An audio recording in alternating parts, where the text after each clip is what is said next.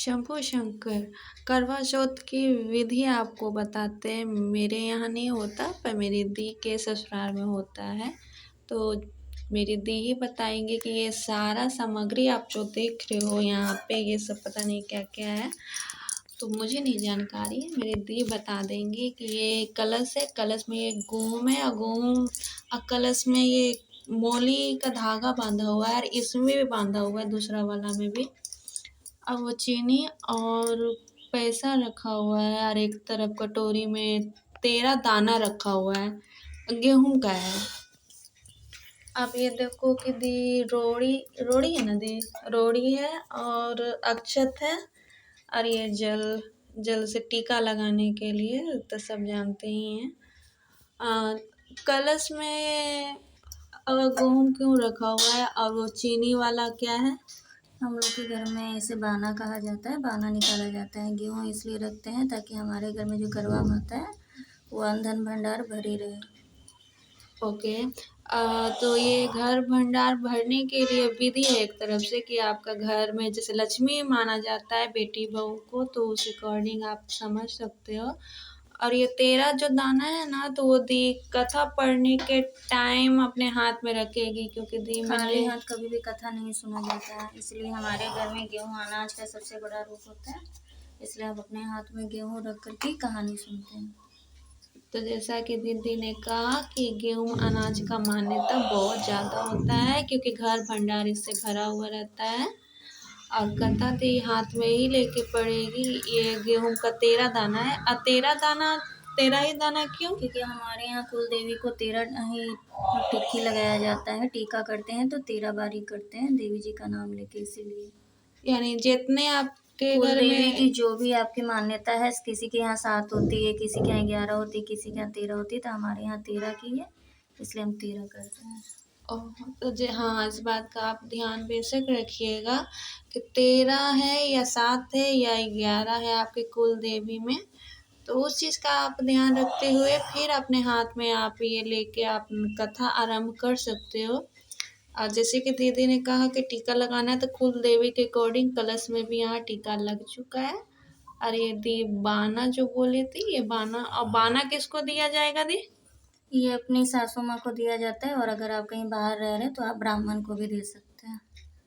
तो ये सास जी के लिए निकलता है, और अगर ना हो तो आप अपने पंडित को दे सकते हो, मंदिर में जाके दान पुण्य कर सकते हो। तो चलिए, और ये स्वास्तिक कलश स्थापना के लिए बनाया जा रहा है।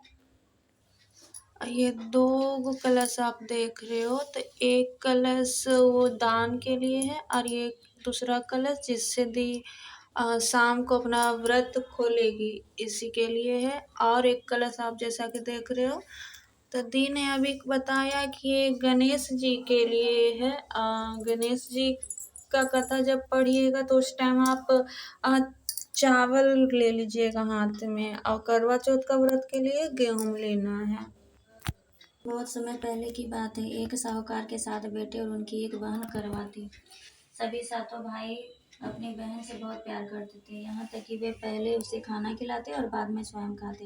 एक बार उनकी बहन ससुराल से मायके आई हुई थी। शाम को भाई जब अपना व्यवसाय बंद कर घर आए तो देखा उनकी बहन बहुत व्याकुल थी।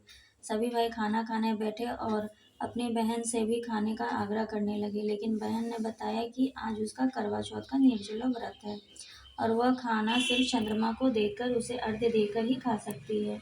चूंकि चंद्रमा अभी तक नहीं निकला है, इसलिए वह भूख प्यास से व्याकुल हो उठी। सबसे छोटे भाई को अपनी बहन की हालत देखी नहीं जाती और वह दूर पीपल के पेड़ पर एक दीपक जलाकर चलने की ओट में रख देता है। दूर से देखने पर वह ऐसा प्रतीत होता है कि जैसे चतुर्थी का चांद उदित हो रहा हो। इसके बाद भाई अपनी बहन को बताता है कि चांद निकल आया है, तुम उसे अर्घ्य देने के बाद भोजन कर सकती हो। बहन खुशी के मारे सीढ़ियों पर चढ़कर चांद को देखती है, उसे अर्घ्य देकर खाना खाने बैठ जाती है। वह पहला टुकड़ा मुंह में डालती है तो उसे छींक आ जाती है। दूसरा टुकड़ा डालती है तो उसमें बाल निकल आता है, और जैसे ही तीसरा टुकड़ा मुंह में डालने की कोशिश करती है तो उसके पति की मृत्यु का समाचार उसे मिलता है। वह बौखला जाती है। उसकी भाभी उसे सच्चाई से अवगत कराती है कि उसके साथ ऐसा क्यों हुआ। करवा चौथ का व्रत गलत तरीके से टूटने के कारण देवता उससे नाराज हो गए और उन्होंने ऐसा किया है। सच्चाई जानने के बाद करवा निश्चित करती है कि वह अपने पति का अंतिम संस्कार नहीं होने देगी और अपने सतीत्व से उन्हें पूर्ण जीवन दिलाकर रहेगी।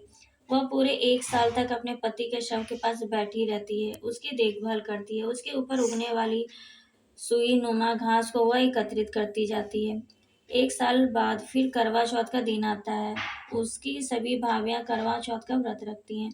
जब भाभियां उसे आशीर्वाद लेने आती है तो वह प्रत्येक भाभी से यम सुई ले लो, पिया सुई दे दो, मुझे भी अपनी जैसी सुहागिन बना दो, ऐसा आग्रह करती है। लेकिन हर बार भाभी उसे अगली भाभी से आग्रह करने का कह चली जाती है। इस प्रकार जब छठे नंबर की भाभी आती है तो करवा उससे भी यही बात दोहराती है। यह भाभी उसे बताती है कि चूंकि सबसे छोटे भाई की वजह से उसका व्रत टूटा था, अतः उसी पत्नी में ही शक्ति है कि वह तुम्हारे पति को दोबारा जीवित कर सकती है। इसलिए जब वह आए तो तुम उसे पकड़ लेना और जब तक वह तुम्हारे पति को जिंदा ना करे उसे नहीं छोड़ना। ऐसा कह कर वह चली जाती है। सबसे अंत में छोटी भाभी आती है। करवा उनसे भी सुहागिन बनने का आग्रह करती है, लेकिन वह टाल मटोल करने लगती हैं। इसे देख करवा उन्हें जोर से पकड़ लेती है और अपने सुहाग को जिंदा करने के लिए कहती है। भाभी उसे छुड़ाने के लिए नोचती है, खसोटती है, लेकिन करवा नहीं छोड़ती है। अंत में उसकी तपस्या को देख भाभी पसीज जाती है और अपनी छोटी उंगली को चीर कर उसमें से अमृत उसके पति के मुंह में डाल देती है। करवा का पति तुरंत श्री गणेश कहता हुआ उठ बैठता है। इस प्रकार प्रभु कृपा से उसकी छोटी भाभी के माध्यम से करवा को अपना सुहाग वापस मिल जाता है। हे श्री गणेश माँ गौरी, जिस प्रकार करवा को चिर सुहागन का वरदान आपसे मिला है, वैसा ही सब सुहागनों को दे। करवा चौथ का कथा पढ़ने के बाद ये हाथ वाला दीदी वापस से रख रही है। वापस क्यों रख रही हो? इससे शाम को चंद्रमा को अर्घ देना है। अच्छा, जिससे आप हाथ में लेके कथा पढ़े हो, शाम को पूजा चंदा मामा का करते टाइम उन्हें अर्घ देना है, यानी उनको अर्पित करना है। और जैसा कि दी मेरे यहाँ नहीं होता है, दी के ससुराल में होता है, तो मेरे पास फिलहाल कथा का करवा चौथ का कथा का बुक नहीं था, तो इसीलिए दीदी मोबाइल में पढ़ी है। आपके पास जो सुविधा हो आप उससे आप करवा चौथ का व्रत पढ़ सकते हो। तो अब दी गणेश जी का पढ़ेंगे हाथ में चावल लेके। मिट्टी के गणेश जी की पूजा करती थी। रोज बनाए रोज गल जाए। सब एक सेठ का मकान बन रहा था। वो बोली पत्थर का गणेश बना दो। मिस्त्री बोले जितने हम तेरा पत्थर का गणेश गढ़ेंगे उतने में अपनी दीवार ना चीनेंगे। बुढ़िया बोली राम करे तुम्हारी दीवार टेढ़ी हो जाए। अब उनकी दीवार टेढ़ी हो गई। वो चीने और ढा देवे, चीने और ढा देवे। इस तरह करते करते शाम हो गई। शाम को सेठ आया। उसने कहा आज कुछ भी नहीं किया। वो कहने लगे एक बुढ़िया आई थी। वो कह रही थी मेरा पत्थर का गणेश गढ़ दो। हमने नहीं गढ़ा। तो उसने कहा तुम्हारी दीवार टेढ़ी हो जाए। तब से दीवार सीधी नहीं बन रही है। बनाते हैं और ढा देते हैं। सेठ ने बुढ़िया बुलवाई। सेठ ने कहा हम तेरा सोने का गणेश गढ़ देंगे, हमारी दीवार सीधी कर दो। सेठ ने बुढ़िया को सोने का गणेश गढ़ दिया। सेठ की दीवार सीधी हो गई। जैसा सेठ की दीवार सीधी की वैसी सबकी गढ़ना। ये गणेश जी महाराज। गणेश जी का भी हो गया। गणेश यहाँ गणेश जी का भी हो गया। और ये गणेश जी का जैसा कलश था तो उसमें ही दीदी ने अक्षत जो हाथ में लिया था उसमें अर्पित कर दिया।